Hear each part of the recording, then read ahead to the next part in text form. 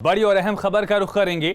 सहारनपुर से इस वक्त की बड़ी खबर है। टॉप 10 अपराधी ने थाने में सरेंडर किया है। शराब माफिया मोनू महाराज ने थाने में सरेंडर किया। माफिया ने पुलिस को शपथ पत्र सौंपा है, अपराध नहीं करने की कसम खाई है। तो बड़ी और अहम खबर से आपको रूबरू करा दें।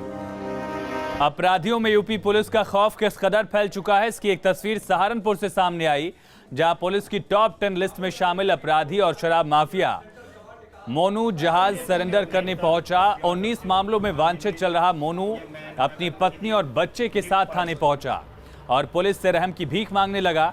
मोनू ने पुलिस के सामने अपराध से तौबा की और पुलिस को एक शपथ पत्र भी सौंपा। अपराध न करने की कसम अब मोनू ने खाई है।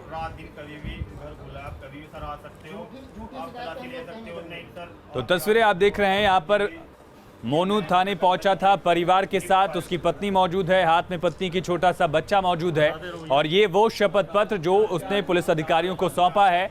अपराध न करने की कसम खाई है, हाथ जोड़कर उसने ये शपथ पत्र सौंपा है। इससे पहले पुलिस की तरफ से उसकी संपत्ति भी कुर्क की गई थी। मैं अपनी जिंदगी अपने बच्चों की संग काटना चाहूँ सर। मैं कोई भी अवैध काम नहीं करूँगा अपने भविष्य में सर। ठीक है, तुमने लिख के भी दिया है और अगर तुम सही रहोगे तो मिलते रहो आते रहो, लेकिन अगर गलत किया सर तो फिर तुम्हारे साथ जितने जो तुम्हारे 19 मुकदमे फिर मैं कभी कुछ नहीं करूँगा सर। बस आपका आभारी, बस आप सामाजिक दबाव ठीक है सर। मैं बिल्कुल भविष्य में कोई भी अवैध काम कुछ नहीं करने का सर हम। और सर अगर कोई मेरी शिकायत कर दो, रात दिन कभी भी घर खुला है, आप कभी भी सर आ सकते हो, आप तलाशी ले सकते हो। नहीं सर आप भी आ सकते हो। और प्रधान जी भी ये मैन है, अगर मैं किसी लिफ्ट पाया जाता हूँ तो सर ये प्रधान जी है, इनकी चप्पल मेरा थी नजर हमारी अभी भी रहेगी मोनू सर। जब तक जीऊंगा सर, जब तक मैं जीऊंगा। लेकिन झूठी शिकायत पे कभी ना कार्रवाई हुई है ना होगी। आप भी जानते हो, आपने जब काम किया तभी 1 लाख हम लोगों ने कार्रवाई की। सुधर जाओगे, कोई आप कार्रवाई नहीं सुधर होगी। जाओगे, हमारे लिए बहुत बेहतर होगा। आप अपने लिए तो करिए, हमारे लिए बहुत बेहतर लोगों को भी सुधारो तुम। तो झूठी एप्लीकेशन से मुझे कोई फर्क नहीं गलत पड़ेगा, कार्रवाई नहीं होगी, गलत कार्रवाई नहीं होगी, इससे आप निश्चिंत रहोगे। ठीक है। वहीं मैनपुरी में 2 पक्षों में मारपीट का वीडियो वायरल हुआ। वायरल वीडियो थाना भोगांव के मलपुर गांव का बताया जा रहा है। ग्राम प्रधान शीशराम वीडियो में महिलाओं को पीटता दिखाई दे रहा है। मामले में एसपी ने बताया कि पहले भी दोनों पक्षों में विवाद और मारपीट हो चुकी है। उस वक्त भी पुलिस की ओर से कार्रवाई की गई थी। एसपी ने आश्वस्त किया कि आरोपियों के खिलाफ सख्त से सख्त कार्रवाई होगी। ये तस्वीरें आप देख रहे हैं जहां पर मारपीट का ये वीडियो सामने आया। नोएडा से बड़ी खबर है। 25 लोगों ने दोबारा हिंदू धर्म अपनाया है। नोएडा के हाजीपुर गांव का मामला है। 25 लोगों की घर वापसी हुई है। महादेव मंदिर के विधि विधान के साथ यहां पर कार्यक्रम हुआ। बीजेपी और संघ से जुड़े लोग मौजूद रहे। ईसाई धर्म छोड़कर वापस हिंदू धर्म अपनाया गया है। 25 लोगों की तरफ से बाकायदा पूजन अर्चन कर इनकी घर वापसी कराई गई। बीजेपी और संघ से जुड़े लोग मौजूद रहे। नोएडा का हाजीपुर गांव, जहां पर कुछ लोगों ने ईसाई धर्म अपना लिया था। और यूपी दौरे के चौथे दिन राष्ट्रपति अयोध्या पहुंचे। रामलला, हनुमानगढ़ी के दर्शन किए। कई परियोजनाओं का लोकार्पण और शिलान्यास भी किया। लेकिन राष्ट्रपति के इस दौरे पर विपक्ष के बयानों ने सियासत को हवा दे दी है। दरअसल विपक्ष का आरोप है कि बीजेपी राष्ट्रपति के आसरे राजनीतिक एजेंडा सेट कर रही है। देखिए।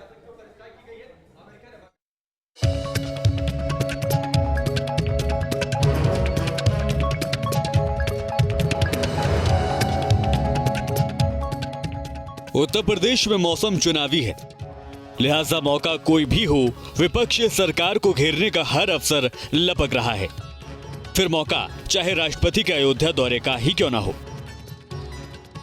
महामहिम का अयोध्या दौरा, रामलला के दर्शन, अयोध्या में योजनाओं का लोकार्पण और शिलान्यास। और इस मौके पर सीएम योगी की मौजूदगी को विपक्ष ने बीजेपी के हिंदुत्व के एजेंडे से जोड़ दिया है। भारतीय जनता पार्टी वोट के लिए भारतीय जनता पार्टी किसी भी अवसर पर जा सकती है। राजनीतिक मर्यादा नाम की चीज उसके पास नहीं है कुछ, इसलिए वो किसी से भी वोट मंगवा सकती है, कहीं भी जा सकती है, किसी स्थिति पर जा सकती है। विपक्ष का आरोप है कि राष्ट्रपति के आसरे बीजेपी सरकार अपने हिंदुत्व के एजेंडे को बढ़ावा दे रही है। उत्तर प्रदेश में उनका दूसरी बार दौरा है और एक बार 3 दिन का, एक बार 4 दिन का। हम चूँकि महामहिम जिस के लिए हम लोग कोई टिप्पणी नहीं करते हैं, उस पर कोई बहस नहीं चाहते हैं, लेकिन इसको बीजेपी बहस का मुद्दा जरूर बनाना चाहती है, इसको चुनाव की तरफ ले जाना चाहती है। राष्ट्रपति का अयोध्या दौरा इसलिए भी चर्चाओं में है क्योंकि अयोध्या आने वाले राष्ट्रपति रामनाथ कोविंद देश के पहले राष्ट्रपति हैं। इससे पहले कोई भी राष्ट्रपति के पद पर रहते हुए अयोध्या नहीं पहुंचा। मेरा भी मानना है कि रामायण एक ऐसा विलक्षण ग्रंथ है जो राम कथा के माध्यम से विश्व समुदाय के समक्ष मानव जीवन के उच्च आदर्शों और मर्यादाओं को प्रस्तुत करता है। अयोध्या में राष्ट्रपति रामनाथ कोविंद ने रामायण कॉन्क्लेव के दीप प्रज्वलित कर शुरुआत की। इसके अलावा कई परियोजनाओं का लोकार्पण और शिलान्यास किया। आदरणीय राष्ट्रपति जी, आज यहाँ पर रामायण कॉन्क्लेव का उद्घाटन आपके करकमलों से भी यहाँ पर हुआ है और सबरी प्रसंग पर पद्मश्री श्रीमती मालिनी अवस्थी जी की प्रस्तुतिकरण को आपने यहाँ पर अवलोकन भी किया है। राष्ट्रपति रामनाथ कोविंद ने रामलला और हनुमानगढ़ी में दर्शन भी किए। माना जा रहा है कि विपक्ष की धड़कन इसी वजह से बढ़ी हुई है। हालांकि राष्ट्रपति के दौरे पर हो रहे विवाद को लेकर बीजेपी का रुख भी सख्त है। बीजेपी का ये कहना है कि विपक्ष डिरेल हो चुका है, मुद्दा विहीन है, इसीलिए राष्ट्रपति के दौरे पर भी सियासत कर रहा है। उत्तर प्रदेश में आज जब उत्तर प्रदेश के ही मूल निवासी हैं राष्ट्रपति जी, और जब वो अयोध्या गए हैं तो उत्तर प्रदेश के निवासियों के लिए सौभाग्य का विषय है। देश विदेश की निगाह आज अयोध्या पर है, उत्तर प्रदेश पर है। उत्तर प्रदेश में पर्यटन की असीम संभावनाएं इन दौरों से खुल रही हैं। माना जा रहा है कि ओबीसी वर्ग का बड़ा वोट बैंक पहले ही बीजेपी के साथ है। ऐसे में बीजेपी की कोशिश दलित वर्ग को साथ लाने की है, और अगर ऐसा होता है तो बीजेपी के लिए 2022 का रास्ता आसान हो जाएगा। Team news state.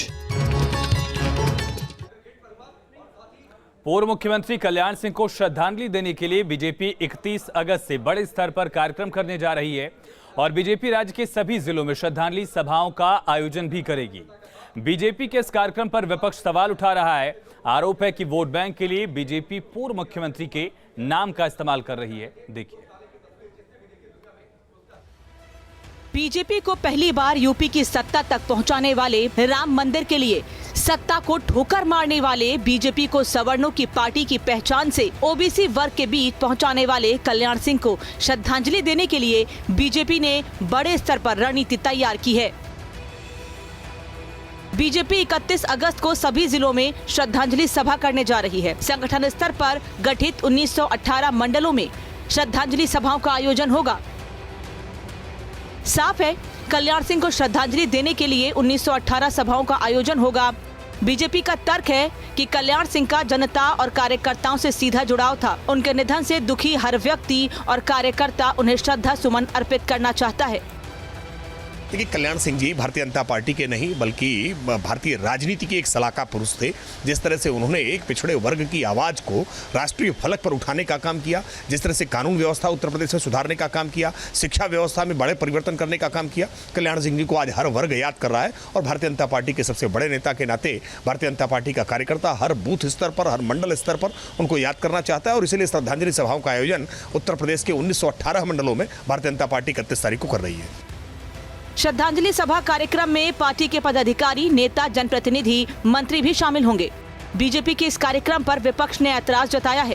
तर्क है कि बीजेपी पूर्व मुख्यमंत्री कल्याण सिंह का सम्मान नहीं कर रही, बल्कि उनके नाम पर माहौल तैयार करने की कोशिश कर रही है। मेरे पास पूरा साक्ष्य है कि 28 जून 2021 तक राम मनोहर लोहिया अस्पताल के 6वें फ्लोर पर स्वर्गीय कल्याण सिंह भर्ती थे। उनके 4 सुरक्षा कर्मियों के सिवा उस अस्पताल में एक भी व्यक्ति देखने को नहीं गया। जब थे तो उनका कितना सम्मान हुआ, उस समाज का कितना सम्मान हुआ, पूरे देश ने, उत्तर प्रदेश ने देखा है। पूर्व मुख्यमंत्री कल्याण सिंह का बीते 21 अगस्त को निधन हो गया था। 23 अगस्त को उनका अंतिम संस्कार बुलंदशहर के नरौरा में किया गया था। कल्याण सिंह की अस्थियों को नरौरा में गंगा में विसर्जित किया गया है, जबकि 2 अस्थि कलश को वाराणसी और अयोध्या में विसर्जित किया जाएगा।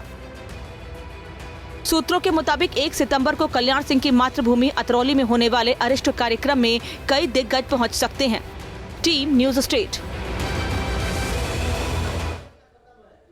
और पश्चिमी उत्तर प्रदेश तक सिमट चुकी राष्ट्रीय लोकदल भी भाईचारा सम्मेलन के जरिए 2022 की सियासत में अपनी जमीन खोज रही है। पार्टी अब तक कई क्षेत्रों में भाईचारा जिंदाबाद सम्मेलन कर चुकी है। 2 सितंबर को मेरठ में आयोजन भी करेगी, लेकिन सबसे बड़ी खबर यह है कि राष्ट्रीय लोकदल सितंबर में लखनऊ में भाईचारा जिंदाबाद सम्मेलन कर सकती है, जिसे जयंत चौधरी संबोधित करेंगे। देखिए, मिशन 2022 के लिए आरएलडी का प्लान। जी थोड़ा झूठ बोलना चाहता हूँ। भाईचारा सम्मेलन में आरएलडी जिंदाबाद। 2022 के महासमर में कौन जीतेगा, किसका पलड़ा भारी होगा, सवाल बड़ा है। इस बीच सभी पार्टियों की तैयारी पूरी है। पश्चिमी उत्तर प्रदेश में राष्ट्रीय लोकदल ने जाट, किसान, मुसलमान वोट बैंक साधने की कवायद शुरू कर दी है। राष्ट्रीय लोकदल का उद्देश्य है जो इन्होंने किसान को और मुसलमान को बांटने का काम किया है, उसको बनाने के लिए माननीय जयंत चौधरी पूरे प्रदेश में हर विधानसभा में भाईचारा सम्मेलन जिंदाबाद के नाम से किया गया है। राष्ट्रीय लोकदल जाट, किसान, मुसलमान वोट बैंक को साधने के लिए भाईचारा जिंदाबाद सम्मेलन का आयोजन कर रही है। मेरठ में सिवाल खास विधानसभा क्षेत्र में 2 सितंबर को सम्मेलन का आयोजन होगा, जिसमें पार्टी के तमाम बड़े नेता शामिल होंगे। ये 2 तारीख में करनाल में है सिवाल खास विधानसभा में, इसकी जोर तौर पर तैयारी है। आने वाले विधानसभा में किसान मुसलमान भाईचारा का जो मुद्दा रहेगा, जिनकी वजह से ये 2013 के दंगे से निकल के आए हैं, जिन्होंने नौजवान किसान भाइयों का जो दुरुपयोग किया है, जो आज की तारीख में किसान भाईचारा जिंदाबाद के नाम से होने जा रहा है।